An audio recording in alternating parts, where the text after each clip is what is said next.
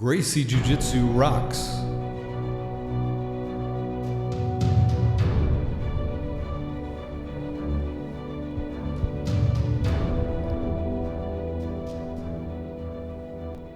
Welcome to the Gracie Jiu Jitsu Rocks podcast, a podcast dedicated to Gracie Jiu Jitsu and all things Gracie, including self-defense, competition, anti-bullying, women's self-defense and empowerment, nutrition, and most especially, the people involved in Gracie Jiu Jitsu. This podcast is for the average Joe. It's for anyone who practices, trains, teaches, or just loves to talk about or hear about Gracie Jiu Jitsu. We'll explore the lives of Gracie Jiu Jitsu practitioners, how they got involved in the art, and what effect it's had on their lives. So buckle up and enjoy the ride.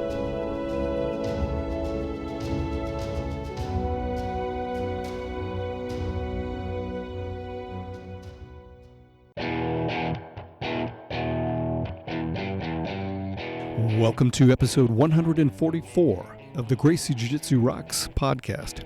As always, I'm your host, Marty Josie, and thanks for listening. Today, my guest will be Professor Rick Ellis, and we'll get to that in just a moment. But before we do, let's start with our quote, and that is, "Jiu-Jitsu changes who you are. It gets you comfortable with change and appreciative of variation. Jiu-Jitsu allows you to look at people without fear or apprehension." And that is from Professor Roy Dean in his book, Becoming the Black Belt, a BJJ Journey. All right, Professor Rick Ellis is a Brazilian Jiu-Jitsu black belt under Professor Roy Dean. He's the owner of Third Way Jiu-Jitsu in Laramie, Wyoming. And his academy is a Roy Dean affiliate school. He's also the founder of the YouTube channel, Art of Skill. And it was my great pleasure to interview Rick for this episode. In this interview, we talk about his journey into jiu-jitsu and where that took him, opening up his academy and the challenges and successes associated with that, his awesome and quickly growing YouTube channel, Art of Skill. And we discuss some of the content there and some of his philosophy around all things jiu-jitsu. We also get into some of the biggest influences of his life and what inspires him. So I know you're going to enjoy this episode. After the episode, make sure you stick around for the Make a Difference, Make an Impact segment. And without further ado, let's talk to Rick.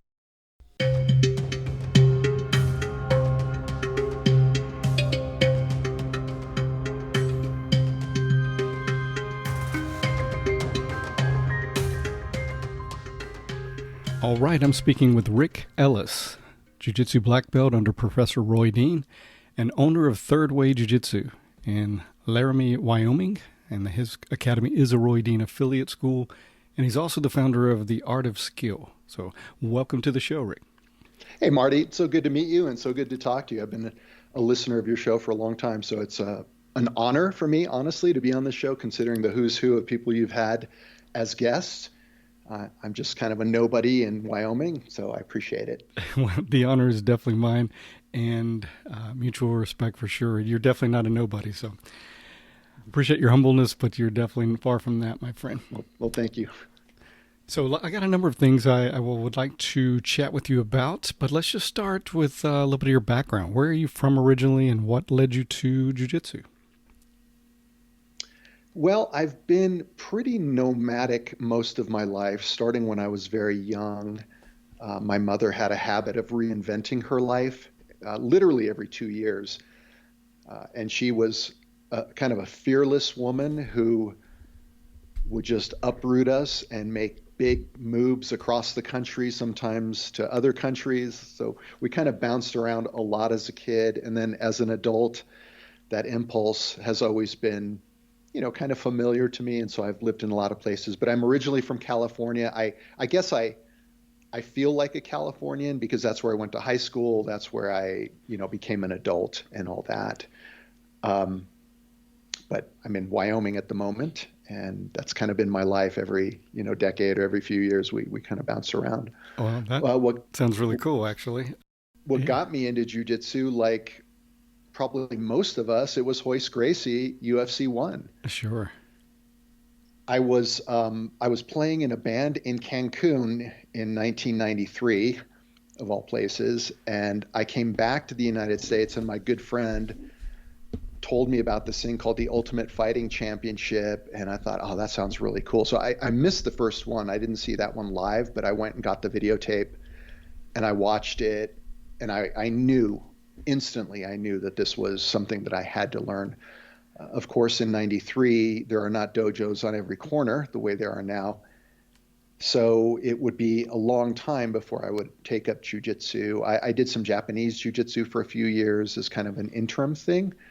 But it wouldn't be until I moved to Bend, Oregon in the mid 2000s when I began training in earnest under Roy Dean. He opened his academy in Oregon, and literally me and Jimmy were his first two students. Wow. Now that is cool. That is cool. Let me back up for just a moment. First of all, I relate to your how you got started way back in the early UFCs, and like you said, there weren't academies in every corner at all. So I had the old VHS tapes from Horion and Royce, and studied those, but went with some other arts for a while up until about 12 years ago. So very similar to you. But I got to ask you about the way you started off a minute ago. Was I was playing in a band in Cancun. And I'm sure that you could follow that with a lot of different stories after that opening. So I was a musician in my youth. It was my first creative passion. I've done a lot of creative things. It seems like my trajectory in life has been one in which I immerse myself in different creative disciplines, music being just the first of others. But when I was a kid, I was a musician. I was a musician in LA. At one point, we were playing on the Sunset Strip. We were playing the club scene in Los Angeles. And eventually that band came to an end. We were playing originals. We were recording. We had a production deal with the guy that produced the Quiet Riot albums. I don't know if you remember. Oh, yeah. That band, a guy named Spencer Proffer. And so we kind of hovered on the fringe of making it when I was in that band.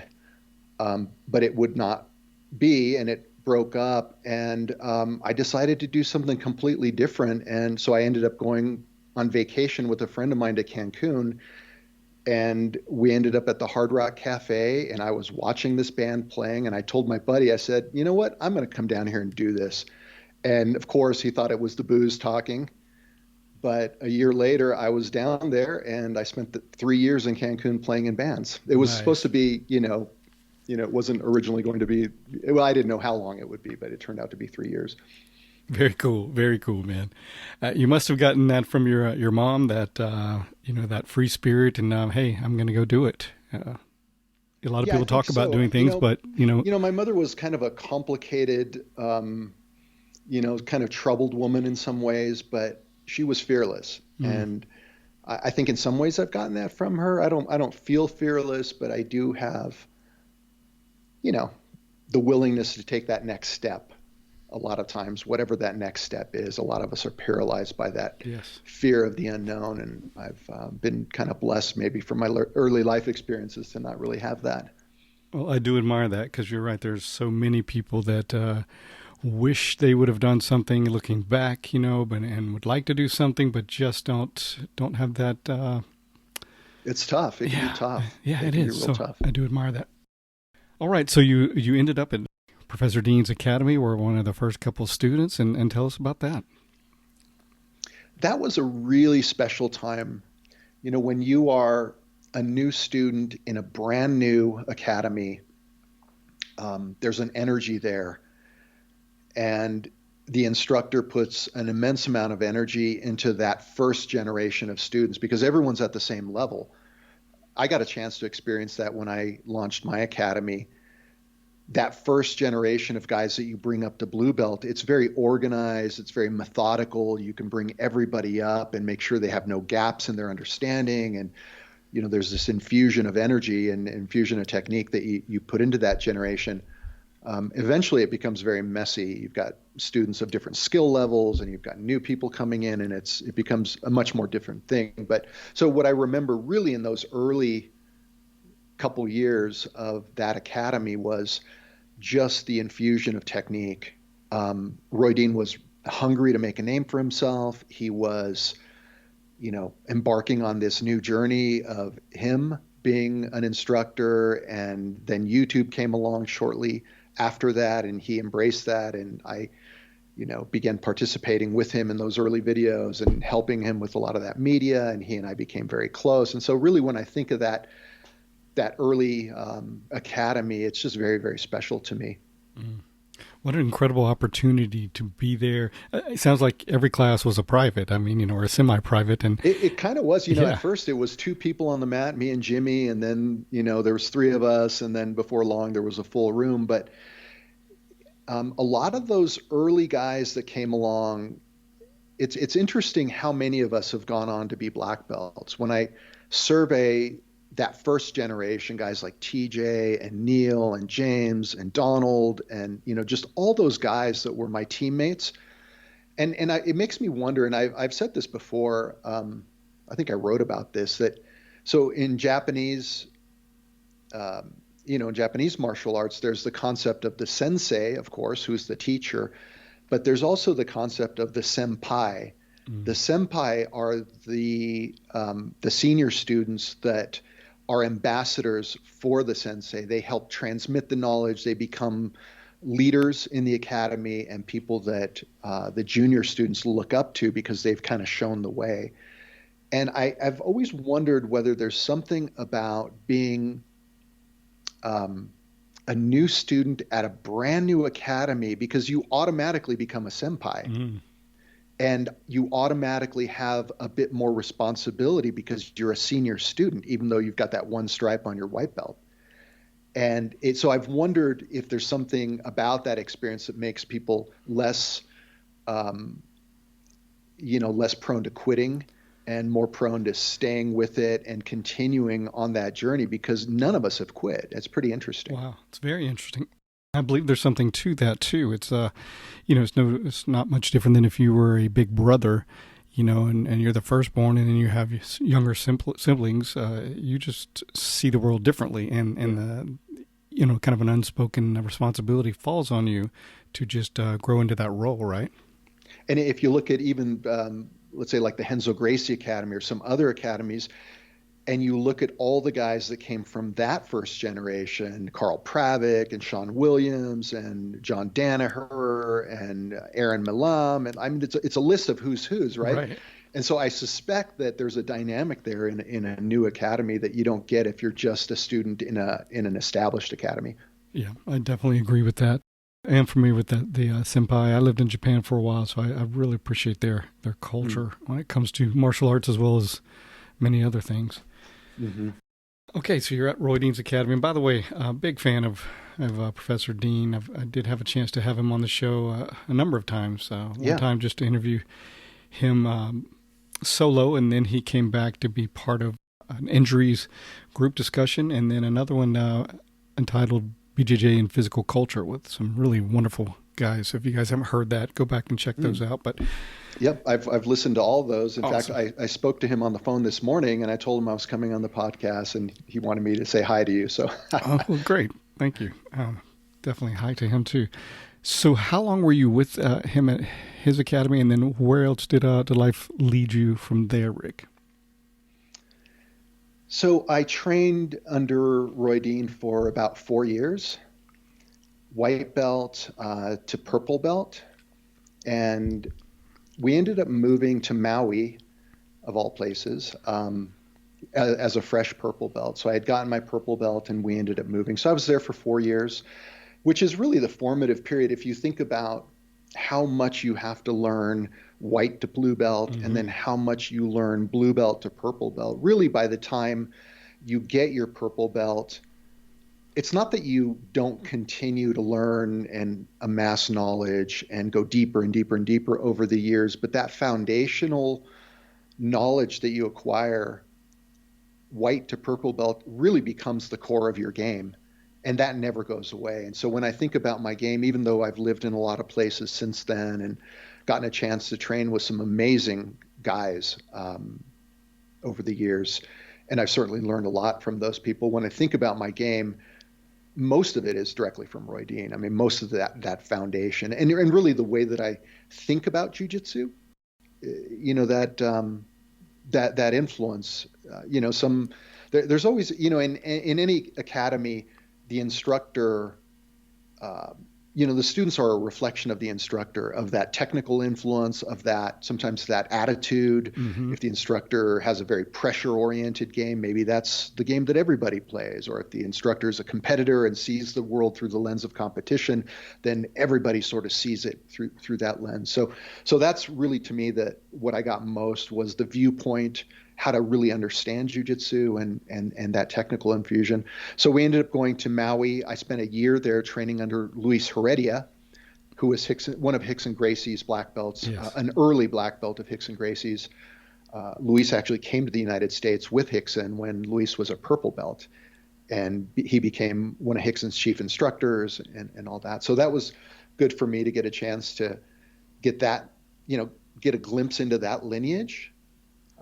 See how my game held up, in that lineage and so on. And then we ended up in Maine, of all places. That's quite a change from Maui, huh? Very long, convoluted story. But I ended up training with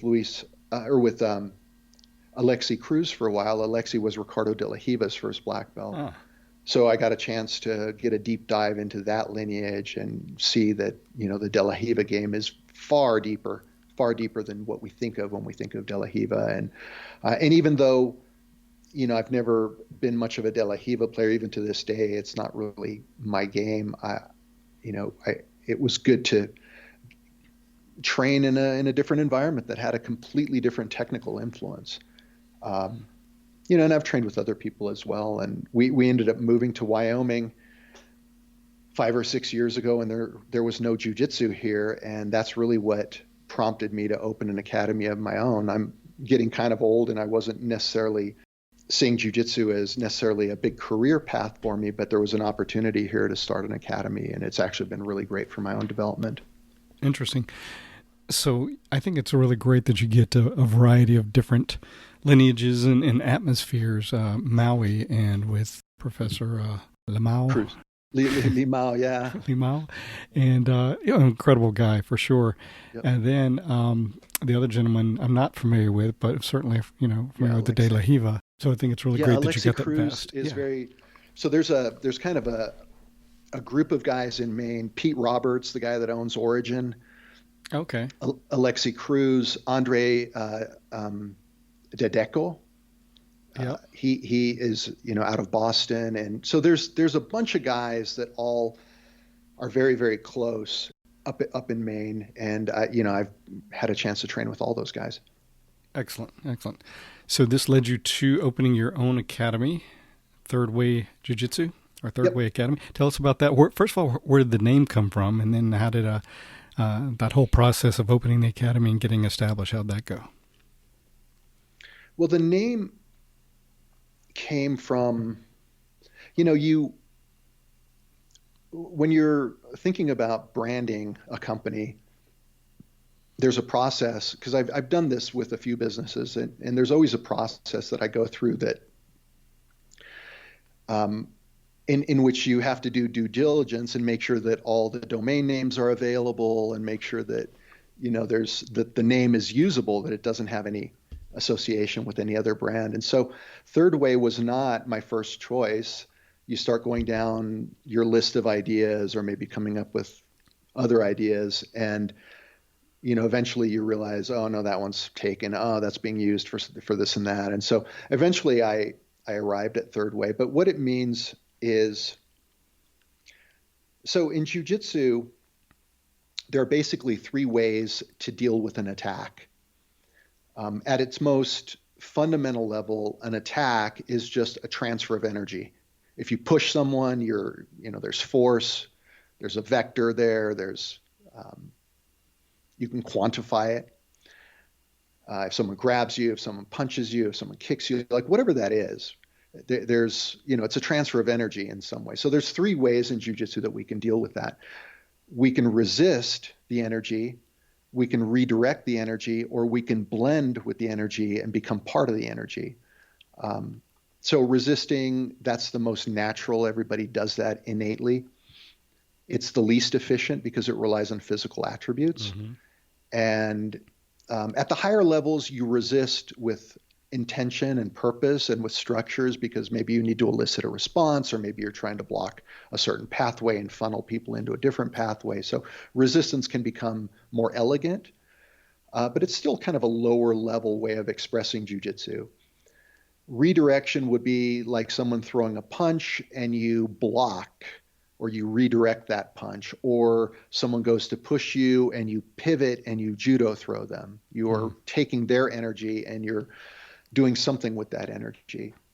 Jigoro Kano, the founder of judo, he said that if a man with 3 units of energy goes up against a guy with 7 units of energy, the guy with 7 units is going to win. But if the guy with 3 units of energy learns to add his energy to the other man's 7, now he has 10 units of energy to apply.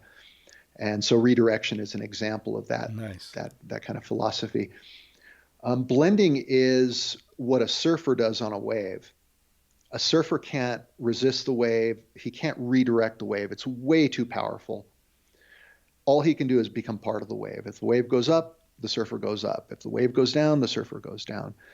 And in some ways, I think it's the most sophisticated expression of jiu-jitsu. It's really the expression of jiu-jitsu that allows someone significantly weaker to defeat someone significantly stronger. You can't do it by matching physical attributes. You can't always even do it by trying to redirect their energy because they're too strong or too committed. All you can do is kind of blend with that and then put yourself in a position where the submission becomes an extension of that. It just happens in transition efficiently. And so I just think it's the highest expression of jiu-jitsu. And these are not, always distinct ways. You're transferring between them, even within the same, encounter, the same experience, the same role. You might resist momentarily, then you redirect slightly. Now I'm kicking someone's knee out so I can move them. Now I'm jumping to the back. These things you're kind of transferring back and forth at all times. But I do think that those 3 ways are distinct strategies. And that's where the name came from. And it was just, something that was on my mind at the time. Very cool. I always find it really interesting to get into how, people come up with the names and the backstory. So I like it. So what was it like opening that academy, and what challenges did you have? What successes, and just in general, how'd it go? The first challenge was simply the fact that I was a brown belt at the time, and I'm a guy in my 50s. And so my first challenge was just the existential crisis you have when you think, okay, I'm going to open a jiu-jitsu academy, and I got to be able to handle everybody that walks in the door. And so there's that sort of, extra pressure that you feel when it's your place. When it's someone else's place, maybe you're one of the enforcers, maybe you're a senior student, you're all of these things, but there isn't the pressure that, okay, the buck has to stop with you. When it's your place, you kind of have to embrace that and say, no, this is my place. I'm going to be able to handle, anybody that walks in. And not that that's always realistic, but you have to have that attitude that, you're going to, you're going to be the man. Right. So there was that component of it. We're a college town. Laramie's where the University of Wyoming is. 15,000 students. I think our average age at the academy is 22. So it's a very young academy, lots of incredibly fit, strong, athletic guys, some women too. But we have guys that are on the wrestling team. We have a kid that plays football on the University of Wyoming football team. We have guys that are real studs. And so that's been real interesting to have this environment where you have a lot of great athletes, not always great technique from those low-level guys, but they bring a certain intensity that you have to learn how to deal with as an instructor, as a jiu-jitsu practitioner. You have to be able to, not only deal with the skilled guys that bring precision and technique and a different sort of approach to the game, but you have to be able to deal with the young bucks who they need to, feel that you can handle them and so on. So yeah, initially it was, there was a little bit of trepidation and all that, but honestly, it's been fantastic. Just the fact that you have to be on the mat every single day, teaching and teaching and teaching and training and training and training. I mean, I roll almost every day. I train every day. And, for a guy in his 50s, I'm, able to do this at a frequency that probably most people can't. And I think that I've had to really learn my body. How does my body function? What can I do? What are the parameters that I have to operate within in order to be able to do this every single day? But if you can do that, you'll see your game accelerate tremendously. I feel far and away much more skilled than I was when I opened the academy. Wow.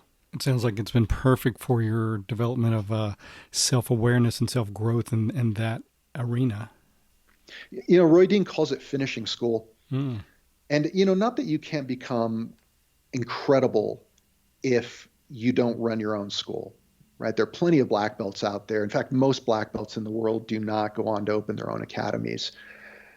But when you're only training for yourself, it's very internally focused.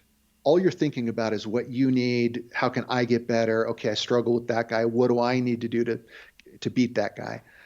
Whereas when you are bringing people up, it's all externally focused. It's not about what you need. It's not about you teaching the stuff that you're thinking about in your own game. Inexperienced teachers, they tend to do that. They tend to just kind of share what they're working on in their game and so on. And I think, again, Roy Dean calls it finishing school because it's where you really get deep into the technique and you learn how to bring people up. You learn how to, develop people that might have very different attributes than you do, a very different way of thinking about the world than you do. And you have to figure out, okay, how can I help them develop a game that's unique to them, even though this is not how I play jiu-jitsu. So yeah, it's been very good. Awesome.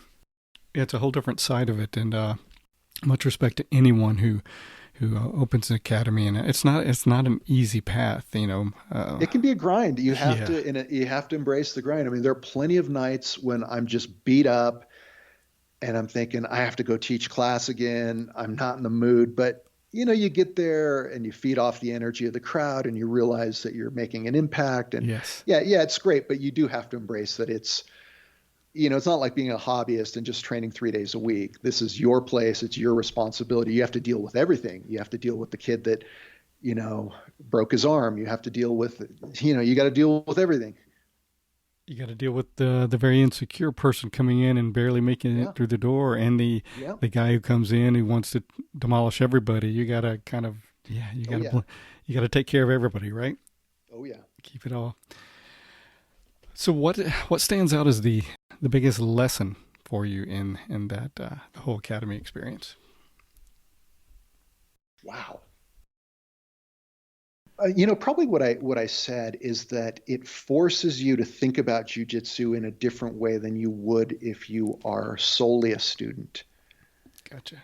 It's a very different perspective, and it allows you to really discover the nuances of what makes techniques work, because sometimes as a person you can make something work, but someone else might move very differently and they can't make that work. Well, the question is, why are they not able to make it work? Well, maybe it's that you have an incomplete understanding of that technique, and it's through teaching and teaching and teaching that you learn, oh no, there is one component, one detail here that I wasn't even aware that I was doing, that I now know that I can communicate with this person to allow them to make that technique work. So there's a depth that you reach, I think, doing this, and that's probably the biggest. That's a great one. Benefit. The depth. I like that. The depth. You also have to think about, people learn differently. Different modes of some more visual, some auditory, some more kinesthetic, and one size doesn't fit all. Now, right. If you're doing a private, you need to kind of find out which one, that person is dominant. But in a group, you kind of just have to blend it all and make sure you're covering all of those so it sticks to everyone, right?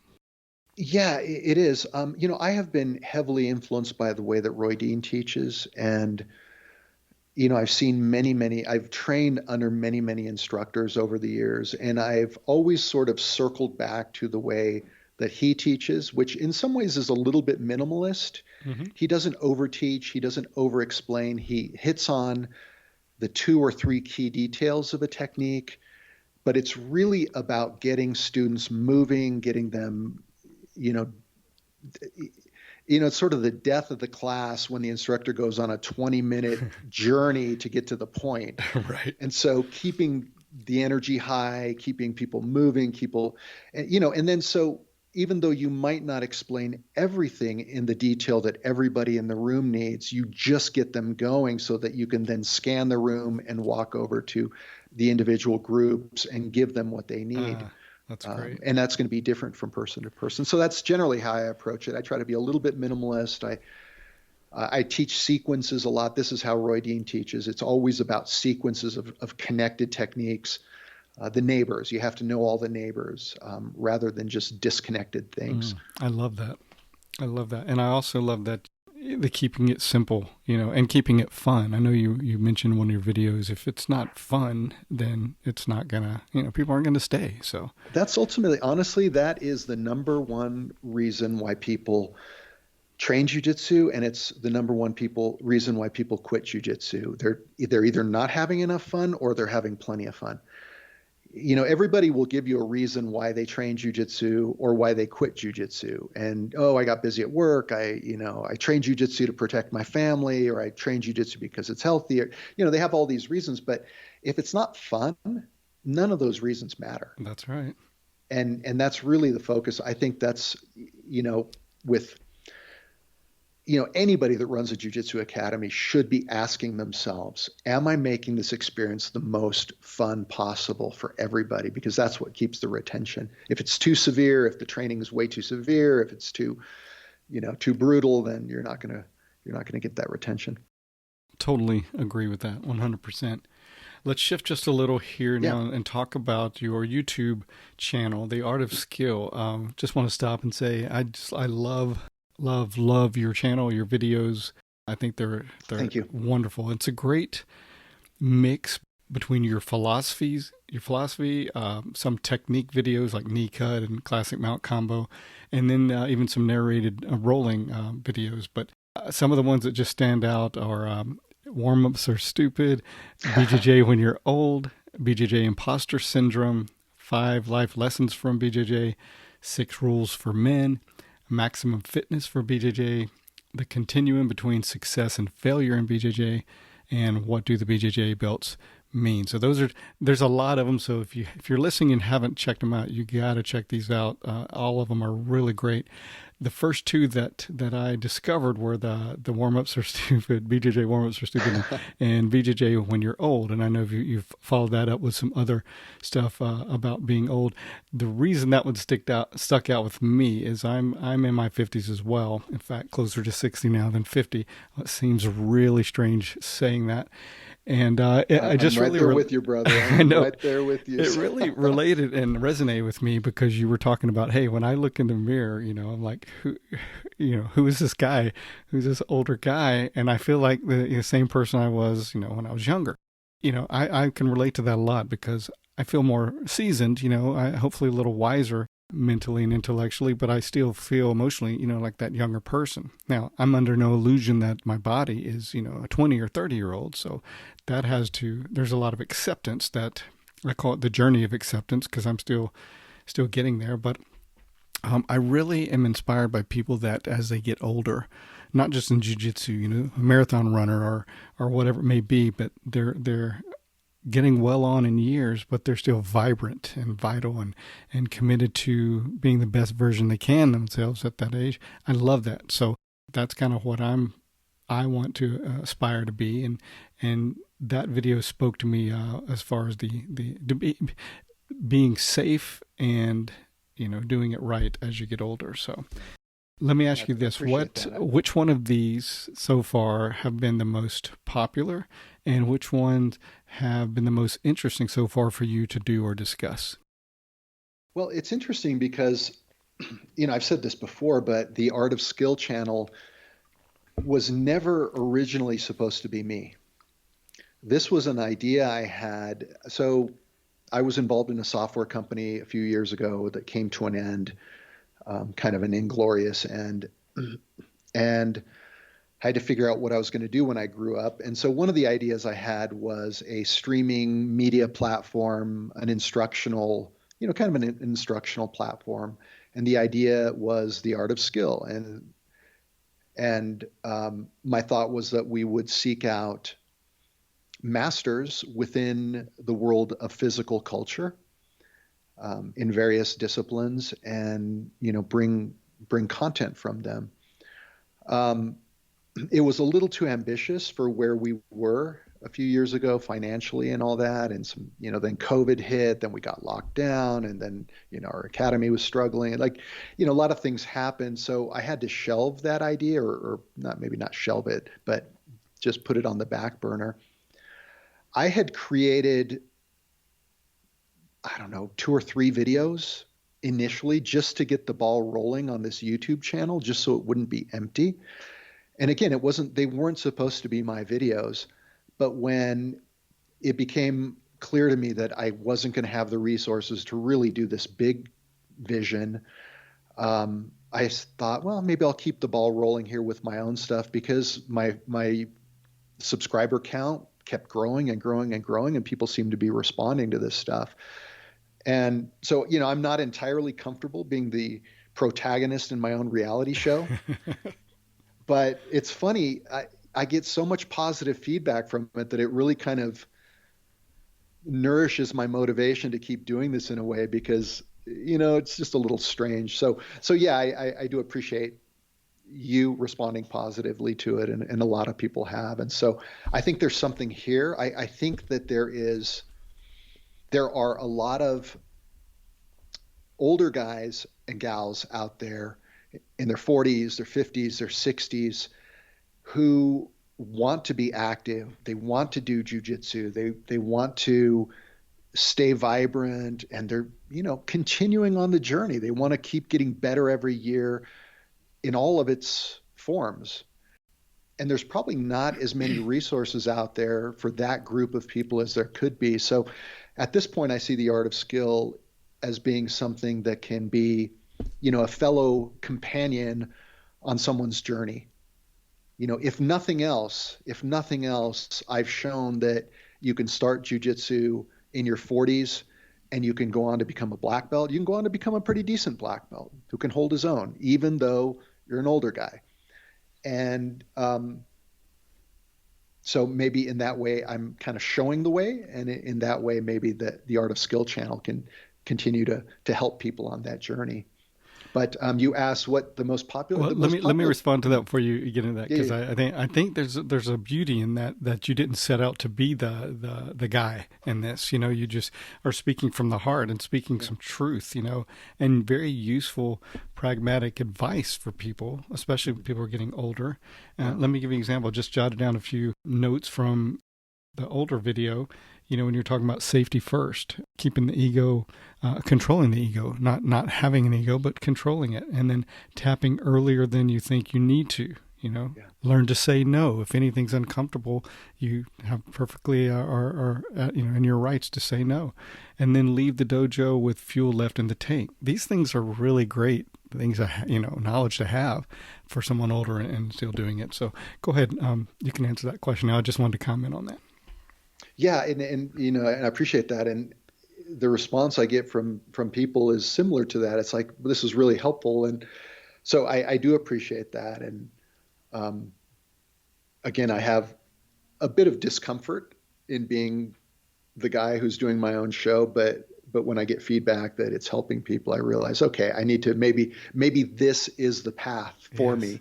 Maybe the path is revealing itself to me. It wasn't exactly what I set out to do. I'm a little grandiose sometimes in my ambitions. I tend to think big, and maybe that original vision for the Art of Skill, that was too big. It was too big of a bite to chew on, and maybe this is the path. So I guess we'll see, but I appreciate that. Yeah, I think it's cool that you have big plans, you dream big, but everybody that eventually succeeds on a big level, they have to try a lot of things, and they have to be Yeah, flexible enough to be like, okay, I'm committed, but this doesn't seem, to be working. So where is it taking me? And you right. regroup and you go. So I love that, going with the flow. And Uh, that's the essence of jujitsu, isn't it? exactly, exactly. Let me just read real quick before you do do get to that answer. That question is a couple of the comments from the video of BJJ when you're older. One person wrote, "I'm 58." Been doing jiu-jitsu for 3 years. Woke up this morning contemplating quitting due to injuries. Then I watched your video. Needed to hear your story and wisdom on this. Excellent. One other one.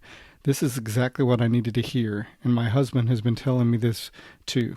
I'm a 54-year-old female blue belt, started at 51 years old, but of course, just like you, I'm 24 in my mind. This is such good advice. So that's the kind of feedback you're getting, or the comments from these videos. So people are definitely, your message is definitely landing. So go ahead and, It seems to be, and um, and again, it's a little strange because I've never really considered myself anything particularly special. I'm just a guy that has a certain amount of resolve, and a certain amount of determination, and I've been able to, keep myself moving forward. So when I get that feedback, it makes me, feel validated. So I do appreciate that. I do have to one more comment, that when you made the comment about I forgot exactly how you said it, but something like my transition into Mr. Clean is almost, and some people aren't old enough to know what that means, but I think that's hilarious. Yeah, the most popular video I did have done so far is the "What do the jujitsu belts mean?" Mm. And it made me realize what's funny is that was, sometimes the videos that get more traction are ones that I don't put much thought into. I might have an idea that morning, or I might have an idea the night before laying in bed. I'm like, oh, here's an idea for a video. I might kind of think about it a little bit. But what I realized with that video is that there seems to be a lot of interest in kind of foundational information that we kind of take for granted if we've trained jujitsu for any length of time. We forget that there are always new people coming in, and that a lot of those epiphanies, a lot of those things we've learned that has taken us time, they're hungry for that knowledge too. And so sometimes, sometimes the simple topics, the easy ones, I don't even feel like doing those. I'm like, who's going to watch this? That's just dumb. So and I labor to come up with some topic that's maybe a little bit more interesting to me, but then I have to stop myself and I'm like, no. Who is your audience? It's generally people that, are on this journey, maybe a little newer on the journey. Yes. And besides, I mentioned before, there's a variety of different kinds of videos. Some of them were just kind of philosophical, speaking from the heart. Others are more kind of technical. Here's an aspect of jiu-jitsu that I think I can help with. Some narrated rolling. And there's one called You're Old, So What? And it's about a 3-minute plus, very cool short movie, if you will. And it reminds me of some of Professor Dean's, because there's just a really beauty in the way you did that video. Speak to that one just a little, if you would.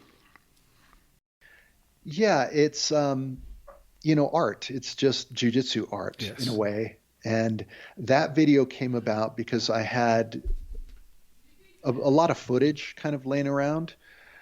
Some of it I had used on other projects and so on. And so I just thought about doing a little montage, a little training montage. And so I just wrote a little script and wrote it that morning. And that video was well received. But you're right.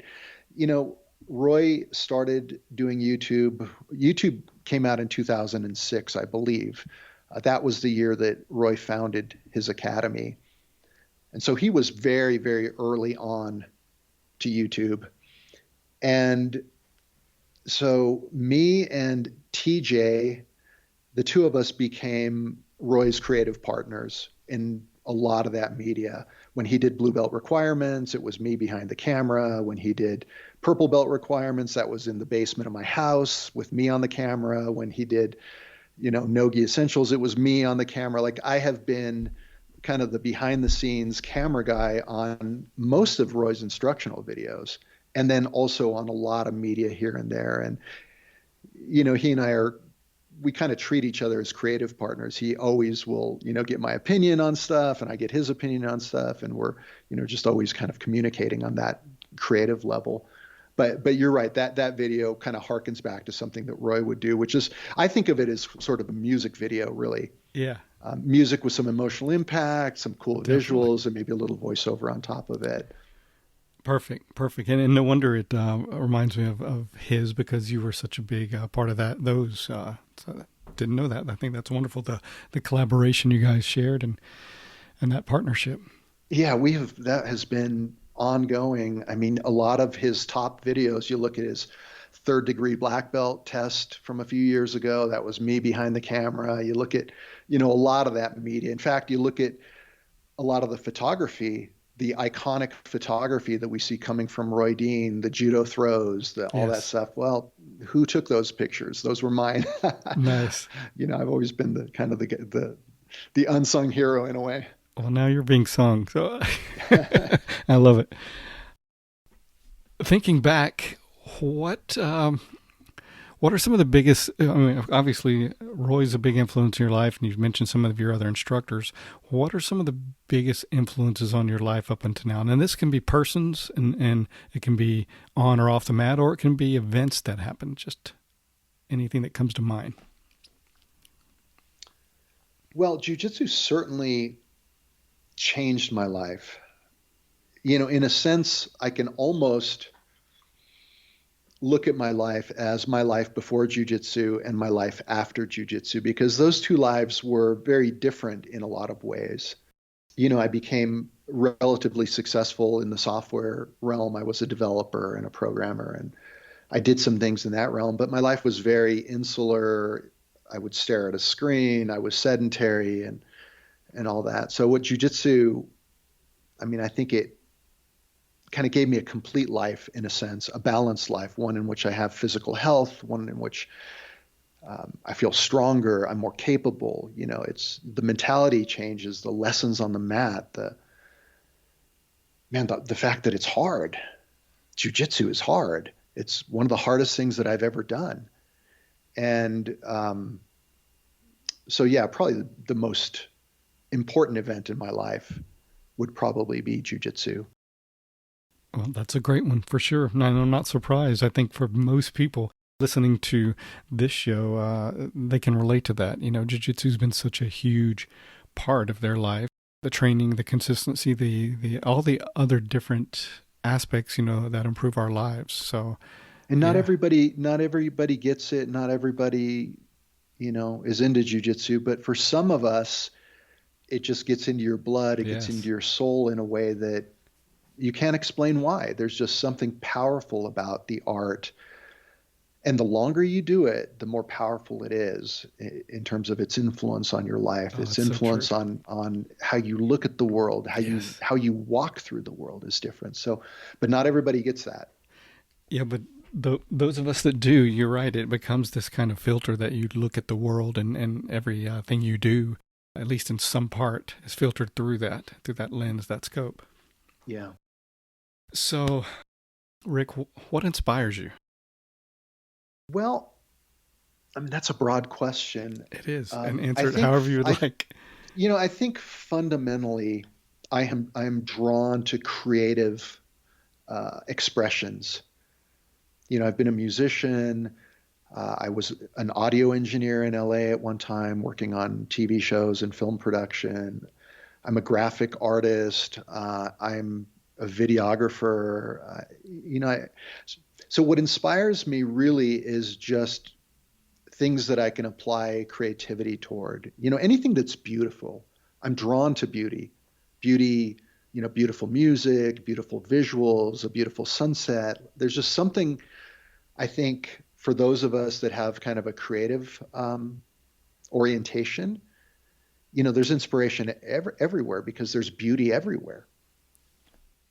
That's true. But not everybody has that eye to see the beauty that's even around them. But you have to be one of those people that are open and have your radar, if you will, set to be able to see it and take it in and appreciate it, even the little things. Yeah. Awesome. Well, do you have anybody that you would like to shout out to, thank, or anything like that before we close, Rick?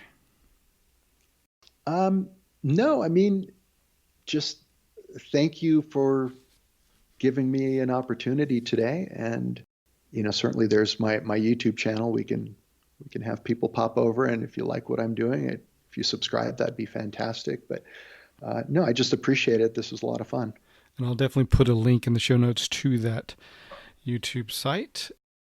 Man, I can't thank you enough. You're killing it. I know you're a humble guy, but I love that you dream big and you follow through and you execute, and you're impacting a lot of lives. And I appreciate that about you, and I respect you greatly for it. Thank you, Marty. I appreciate that very much. All right, man. Well, thank you so much for coming on and letting us get to know you a little better. And I wish you continued success and a long, healthy, happy life, my friend. Thank you. Likewise to you too. All right. Be well. All right. Really enjoyed that conversation with Rick. What an interesting and inspirational person he is. So much respect. All right. A quick update. Last time on the last episode, I spoke about going to Poland to finish the Wim Hof instructor program. I was supposed to do that in January, but because of all the craziness and COVID things going on, it was pushed back until the summer. So stay tuned, and I'll keep you updated on that. Still looking forward to getting that done, so I will continue to update you on that. All right, up next is the Make a Difference, Make an Impact segment.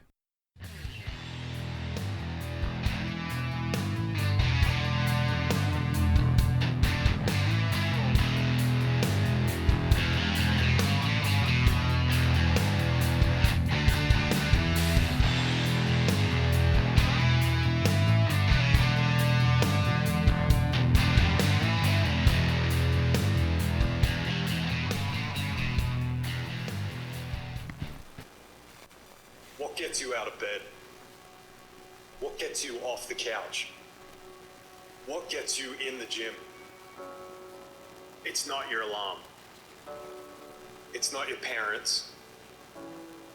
It's not your friends. It's you. The only one that can make it happen for you is you. It's really hard to be led by your butt.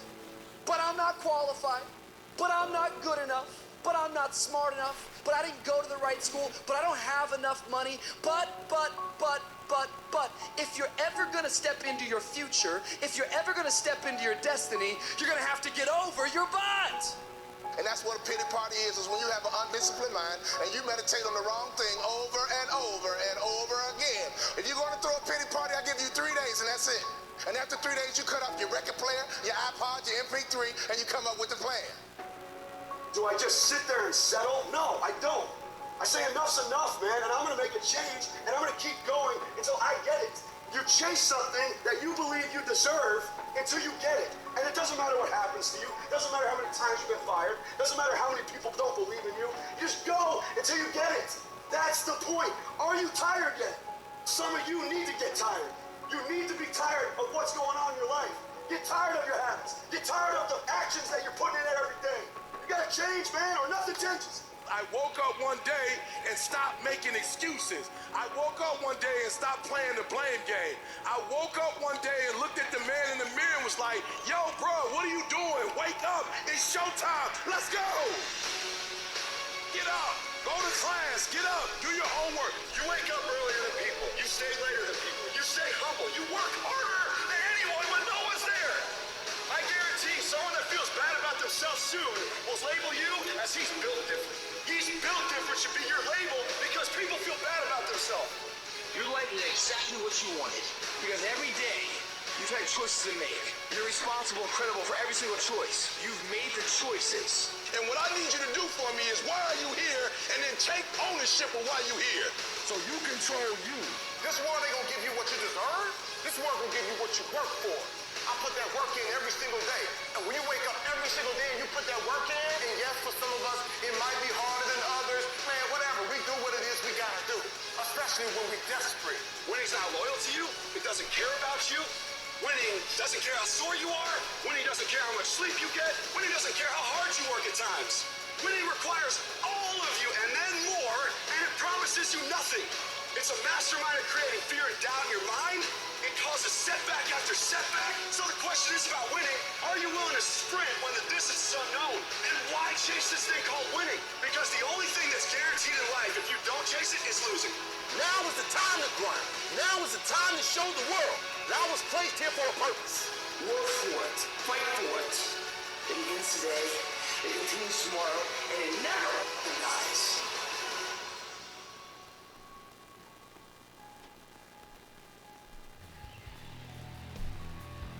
And that's going to do it for this edition of the show. As always, I thank you for listening. Hope you're enjoying the show. If you feel like you're benefiting from the show and want to show your support, you can support us on our Patreon page, and a link in the show notes. Please like and follow us on social media and help us spread the word by reposting our posts and telling others about the show. You can leave comments on the website at www.GJJR.com.